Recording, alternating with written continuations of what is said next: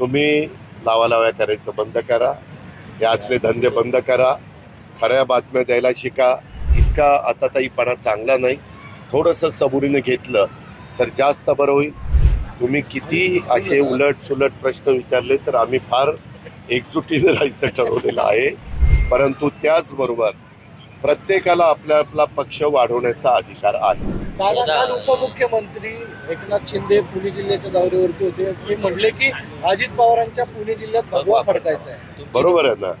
तुम्ही लावालाव्या करायचं बंद करा, हे असले धंदे बंद करा, खऱ्या बातम्या द्यायला शिका.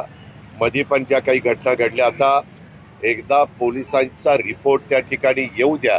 म्हणजे काय काय घडलं, काही इतक्या उतावीळपणा दाखवतात, काय करू आणि काय नाही त्याच्याबद्दलची काही माहिती घेण्याच्या आतच सगळ्या न्यूज देतात. अर्थात हा तुमचा अधिकार आहे, परंतु आमची विनंती आहे, इतका आताताईपणा चांगला नाही. थोडंसं सबुरीने घेतलं तर जास्त बरं होईल. आणि आम्ही महायुतीच्या सरकारमध्ये काम करतोय.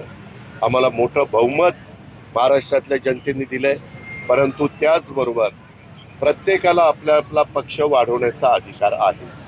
ते शिवसेनेचे नेते आहेत आणि त्याच्यामुळं ते तसं म्हणणार, जाईल तिथं आपल्याला भगवामय करायचं म्हणले ना, पुणे जिल्हा भगवा करायचा आहे. ऐका, ते महाराष्ट्रात गेल्यानंतर प्रत्येक जिल्ह्यात तसं सांगू शकतात. आमचे देवेंद्र फडणवीस साहेब गेले तर ते सांगू शकतात आपल्याला तो जिल्हा भाजपचा आपल्याला झेंडा तिथं रोवायचा आहे.